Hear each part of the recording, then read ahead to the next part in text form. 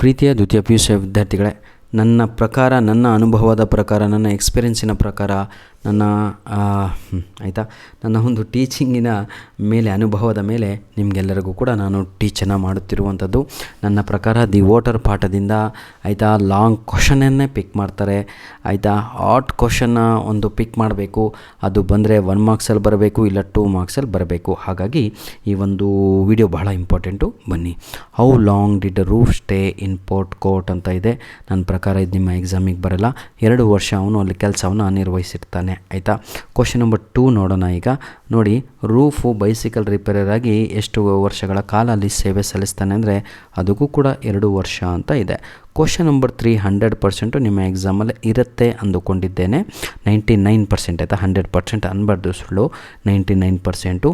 PAP ಅಂದರೆ ಏನು ಅಂತ ಕೇಳಿದರೆ ಎಕ್ಸ್ಪ್ಯಾಂಡ್ ಅಂತ, ಪೀಪಲ್ ಅಲಯನ್ಸ್ ಪಾರ್ಟಿ ಅಂತ. POP ಅಂದರೆ ಏನು ಅಂತ ಕೇಳಿದರೆ ಪ್ರೋಗ್ರೆಸಿವ್ ಆರ್ಗನೈಸೇಷನ್ ಪಾರ್ಟಿ ಅಂತ. ಕ್ವಶನ್ ನಂಬರ್ 4 ನೋಡೋಣ. Why did Marcus Ebi decided to join politics ಅಂತ ಇದೆ. ಆಯಿತಾ, ಅದು ನಿಮ್ಮ ಎಕ್ಸಾಮಿಗೆ ಇಲ್ಲಿವರೆಗೂ ಕೇಳಿಲ್ಲ, ಮುಂದೆ ಕೇಳಲ್ಲ ಅಂದ್ಕೊಂಡಿದ್ದೀನಿ. ಆಯಿತಾ, ಯಾಕೆಂದರೆ ಇವನ ಬಗ್ಗೆ ಕೇಳುವಂಥದ್ದು ಬಹಳ ಅಂದರೆ ಭಾಳ ಇದೆ.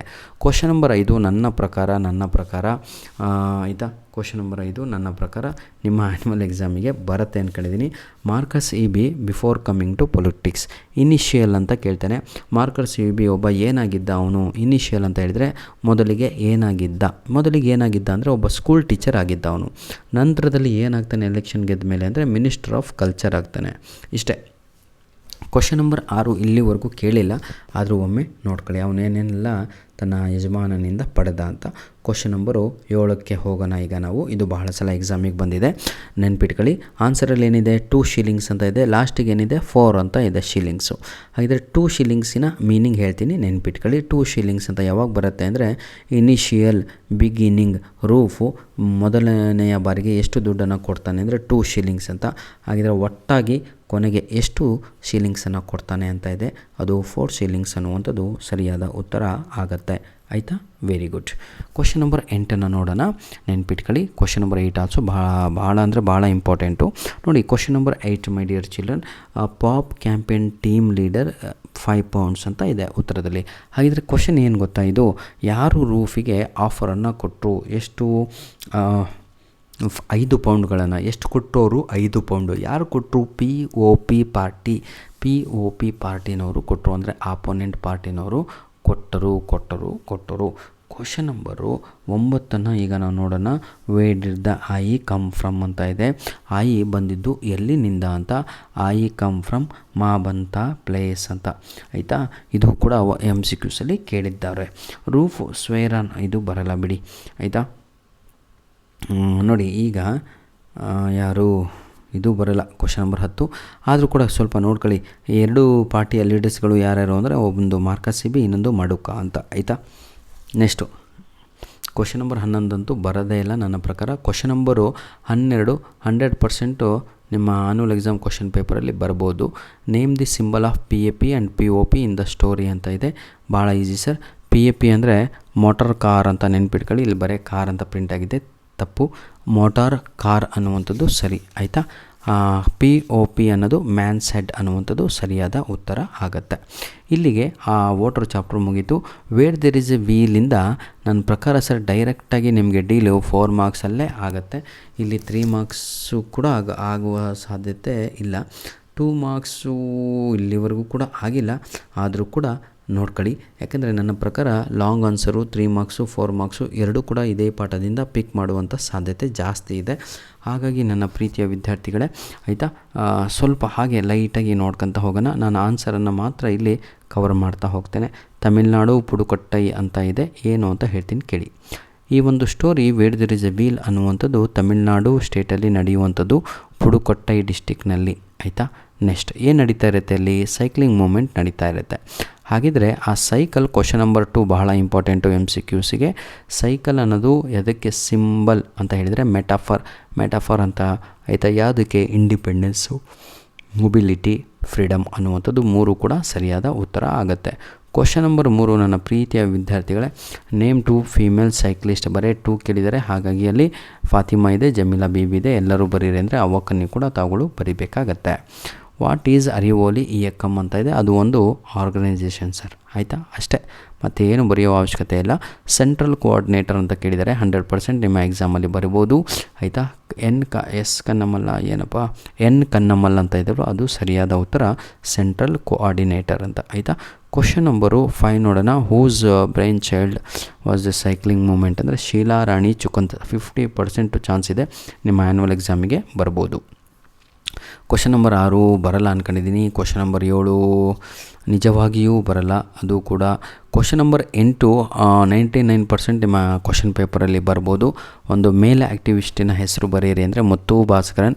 ಹೂ ಈಸ್ ಮುತ್ತು ಭಾಸ್ಕರನ್ ಅಂತ ಕೇಳಿದರೆ ನೀವು ಬರೀಬೇಕು ಏನು ಅಂದರೆ ಹಿ ರೋಡ್ ದಿ ಸೈಕಲ್ ಆ್ಯಂಥಮ್ ಅಂತ, ಸೈಕಲಿನ ಹಾಡನ್ನು ಬರೆದವನು ಅವನೆಂತ, ಫೇಮಸ್ ಸೈಕ್ಲಿಂಗ್ ಸಾಂಗ್ ಅಂತ. ಆಯಿತಾ, ನೆಕ್ಸ್ಟು ಕ್ವಶನ್ ನಂಬರ್ 10 ಇದೆಯಲ್ಲೋ, ಅದು ಭಾಳ ಅಂದರೆ ಭಾಳ ಇಂಪಾರ್ಟೆಂಟು. ಒಂದು ಕ್ವಶನ್ ಉಡಾಯಿಸಿದೆ, ಯಾಕಂದರೆ ಇಂಪಾರ್ಟೆಂಟ್ ಇಲ್ಲ. ಕ್ವಶನ್ ನಂಬರ್ 10 ಮಾತ್ರ ಬೆಂಕಿ ಇದ್ದಂಗೆ. ಅದು ಯುನಿಸೆಫು 50 ಲೂನಾಗಳನ್ನು, ಮೊಪ್ಯಾಡ್ಸ್ ಅಂತ ಹೇಳ್ತೀವಿ, ಮೊಪ್ಯಾಡ್ಸ್ಗಳನ್ನು ಉಚಿತವಾಗಿ ಕೊಡ್ತಾರೆ. ಯಾರಿಗೆ ಅಂದರೆ ಅಲ್ಲಿ ಫೀಮೇಲ್ ಸೈಕ್ಲಿಸ್ಟಿಗೆ ಕೊಡ್ತಾರೆ. ಆಯಿತಾ, ನೆನಪಿರಲಿ. ನೆಕ್ಸ್ಟು ಅದೇ same question, question number 10, 11 same ಇದೆ. ನೆಕ್ಸ್ಟು ಕ್ವಶನ್ ನಂಬರ್ 12 ಕೂಡ ಬಹಳ ಇಂಪಾರ್ಟೆಂಟು. ಇದು MCQಸಲ್ಲಿ ಬರುವಂಥದ್ದು. ಹಂಬಲ್ ವೆಹಿಕಲ್ ಅಂದರೆ ಯಾವುದು ಅಂತ, ಬೈಸಿಕಲ್ ಅನ್ನುವಂಥದ್ದು ಸರಿಯಾದ ಉತ್ತರ. ಈಗ ಕೊನೆಯ ಪಾಠದಲ್ಲಿ ನಾವಿದ್ದೇವೆ. ನಿಮ್ಮ ಪ್ರೀತಿ ಸಹಕಾರ ಹೀಗೆ ಇರಲಪ್ಪ. ಇದೇ ವಿಡಿಯೋದ ಡಿಸ್ಕ್ರಿಪ್ಷನ್ ಬಾಕ್ಸಲ್ಲಿ ಗ್ರಾಮರ್ ಏನು ಬರೋಲ್ಲ ಅಂದರೆ ಲಿಂಕ್ಸ್ಗಳನ್ನು ಕೊಟ್ಟಿರ್ತೇನೆ, ಅದನ್ನು ಉಪಯೋಗಿಸ್ಕೊಳ್ಳಿ ಅಂತ ಹೇಳ್ತಾ ವಿಡಿಯೋವನ್ನು ಪ್ರಾರಂಭ ಮಾಡ್ತಾಯಿದ್ದೇನೆ. ವಾಟ್ರ್ ಪಾಠದಿಂದ ಏನು ಬರ್ಬೋದು? ನನ್ನ ಪ್ರಕಾರ 1-2 ಮಾರ್ಕ್ಸಿನ ಬರ್ಬೋದು, ಅಥವಾ ಈ ವರ್ಷ ಡೈರೆಕ್ಟಾಗಿ ಡೀಲ್ ಮಾಡಿ 4 ಮಾರ್ಕ್ಸಿಗೆ ಒಗಿಬೋದು ಅವರು. ಹೇಳಲಿಕ್ಕಾಗಲ್ಲ ಸರ್. ಇವ್ಯಾಲ್ಯುವೇಟರ್ ಮನ್ಸನ್ನು ಸ್ವಲ್ಪ ಅರ್ಥ ಮಾಡ್ಕೋಬೋದು, ಆದರೆ ಕ್ವಶನ್ ಪೇಪರ್ ಸೆಟ್ರನ್ನು ಅರ್ಥ ಮಾಡ್ಕೊಳೋದು ಭಾಳ ಕಷ್ಟ. ಹೂ ಅಪೋಸ್ಡ್ ಕಮ್ಮ ಲ್ಯಾಂಡ್ ಲಾರ್ಡ್ಸ್ ಅಂತ ಇದೆ. ಕರ್ಮಚೇದು ಸುವರ್ಥಮ ಅನ್ನುವಂಥದ್ದು ಸರಿಯಾದ ಉತ್ತರ. ಇಲ್ಲಿವರೆಗೂ ಕೇಳೇ ಇಲ್ಲ ಯಾವಾಗೂ. ಕ್ವಶನ್ ನಂಬರ್ 2 ಅಂತೂ ಇಲ್ಲಿವರೆಗೂ ಕೇಳಲೇ ಇಲ್ಲ. ಆಯಿತಾ, ಕ್ವಶನ್ ನಂಬರ್ 3 ಇದೆ ಅಲ್ವಾ, ಇದನ್ನು ಬಹಳ ಸಲ ಕೇಳಿದ್ದಾನೆ, ಆದರೆ ಈ ರೀತಿಯಾಗಿ ಅಲ್ಲ. ಈ ಚಾದರ್ ಟ್ಯಾಂಕ್ ಅಂತ ಲಾಸ್ಟಿಗೆ ಇದೆ ಅಲ್ವಾ, ಅದು ಯಾವ ಪ್ಲೇಸಲ್ಲಿ, ಯಾವ ಇದರಲ್ಲಿರೋದು ಅಂತ, ಮುಂಬೈ ಅಂತ ನೆನ್ಪಿಟ್ಕೊಳ್ಳಿ. ಮುಂಬೈ, ಬಾಂಬೆ ಅಲ್ಲ, ಮುಂಬೈ ಅಂತ ಬರೀಬೇಕು. ಕ್ವಶನ್ ನಂಬರ್ 4 ನೋಡೋಣ. ಇದು ಬಹಳ ಸಲ ಎಕ್ಸಾಮಲ್ಲಿ ಕೇಳಿದ್ದಾರೆ, 2 ಮಾರ್ಕ್ಸಿಗೆ ಬರುವ ಸಾಧ್ಯತೆ ಇದೆ. Between whom can water ignite struggle ಅಂತ ಇದೆ. ಯಾರ ನಡುವೆ ಈ ನೀರು ಜಗಳವನ್ನು ಹಚ್ಚಬಹುದು ಅಂತ, ಭಾಳ ಈಸಿ ಸರ್. ವಿಲೇಜ್ ಹಾಗೂ ವಾರ್ಡ್ ನಡುವೆ, ಒನ್ ಸ್ಟೇಟ್ ಟು ಅನದರ್ ಸ್ಟೇಟಿನ ನಡುವೆ ಆಗಿರುತ್ತೆ. Clear, very good. ಈಗ ನಿಮಗೆ ಒಂದು ಹಿಂಟನ್ನು ಕೊಡ್ತೀನಿ, ನೆನ್ಪಿಟ್ಕೊಳ್ಳಿ. ಬಿಸ್ಲರಿ ಸಿಟ್ಸ್ ಅಂತ ಕೇಳಿದರೆ ಬಿಸ್ಲರಿ ಬಾಟಲ್ ಅಂತ ಆನ್ಸರ್ ಬರೀರಿ. ಸ್ಕೈ ಅಂತ ಕೇಳಿದರೆ, ಸ್ಟ್ರಾಮ್ ಅಂತ ಕೇಳಿದರೆ ಮಿನರಲ್ ವಾಟರ್ ಅಂತ ಬರೀರಿ. ಅರ್ಥ ಆಗತ್ತಾ? ಡಿಫ್ರೆನ್ಸ್ ಹೇಳ್ಕೊಟ್ಟಿದ್ದೀನಿ. ಡ್ಯಾನ್ಸ್ ಅಂತ ಹೇಳಿದರೆ ಪೆಪ್ಸಿ ಬಾಟ್ಲ್ ಅಂತ ಬರೀರಿ. ಇದೆಲ್ಲ MCQಸಿಗೆ ಬರುವಂಥದ್ದು. ನ್ಯೂ ನೇಮ್ ಅಂತ ಕೇಳಿದರು ಮಿನರಲ್ ವಾಟರು, ಸ್ಕೈ ಅಂತ ಕೇಳಿದರು ಮಿನರಲ್ ವಾಟರು. ಆಯಿತಾ, ಧನ್ಯವಾದಗಳು. ನಿಮ್ಮ ಪ್ರೀತಿ ಸಹಕಾರ ಹೀಗೆ ನಮ್ಮ ಜೊತೆ ಮುಂದುವರಿಯಲಿ ಅಂತ ಹೇಳ್ತಾ ವಿಡಿಯೋನ ಇಲ್ಲಿಗೆ ಮುಗಿಸ್ತಾ ಇದ್ದೇವೆ. I think this is my last video. ಸಂಪೂರ್ಣವಾಗಿ 4 ಅಂಕದ ಪ್ರಶ್ನೆಗಳು ಅಪ್ಲೋಡ್ ಆಗಿದ್ದಾವೆ. ಸಂಪೂರ್ಣವಾಗಿ 3 ಅಂಕದ ಪ್ರಶ್ನೆಗಳು ವಿತ್ ಕೀ ಆನ್ಸರ್ ಅಪ್ಲೋಡ್ ಮಾಡಿದ್ದೇವೆ. 2 ಮಾರ್ಕ್ಸ್ ಕ್ವಶನ್ಸ್ ಆಗಿದೆ, 1 ಮಾರ್ಕ್ಸ್ ಆಗಿದೆ. ಫುಲ್ ಟೆಕ್ಸ್ಟ್ ಬುಕ್ಕನ್ನೇ ರಿವ್ಯೂ ಮಾಡಿಕೊಟ್ಟಿದ್ದೇನೆ. ಯಾರ ಹತ್ರ ಗೈಡ್ ಇಲ್ವೋ ಅವರಿಗೂ ಕೂಡ ಹೆಲ್ಪ್ ಆಗೋ ರೀತಿಯಲ್ಲೇ ಎಲ್ಲದೂ ಕೂಡ ಸಂಪೂರ್ಣವಾಗಿ ಮುಗಿಸಿದ್ದೇನೆ. ತೃಪ್ತಿ ನನಗಿದೆ. ದಯವಿಟ್ಟು ನನ್ನ ಪ್ರೀತಿಯ ವಿದ್ಯಾರ್ಥಿಗಳೇ, ಆ ತೃಪ್ತಿಯನ್ನು ನೀವು ಇಟ್ಕೊಂಡು ನಮ್ಮ ಎಲ್ಲ ವಿಡಿಯೋಸ್ಗಳನ್ನು ನಿಮ್ಮ ಫ್ರೆಂಡ್ಸ್ಗಳಿಗೆ ಶೇರ್ ಮಾಡೋದನ್ನು ಮರೆಯಬೇಡಿ ಅಂತ ಹೇಳ್ತಾ ವಿಡಿಯೋನ ಇಲ್ಲಿಗೆ ಮುಗಿಸ್ತಾ ಇದ್ದೇನೆ. ಧನ್ಯವಾದಗಳು. All the best for your annual exam. Question answers upload ಮಾಡಿದ್ದೀನಲ್ವ, ಒಮ್ಮೆ ಬರೆದು ಕಲ್ತ್ರೆ ಔಟ್ ಆಫ್ ಎಕ್ಸಾಮಲ್ಲಿ ಫಿಕ್ಸು. ಧನ್ಯವಾದಗಳು.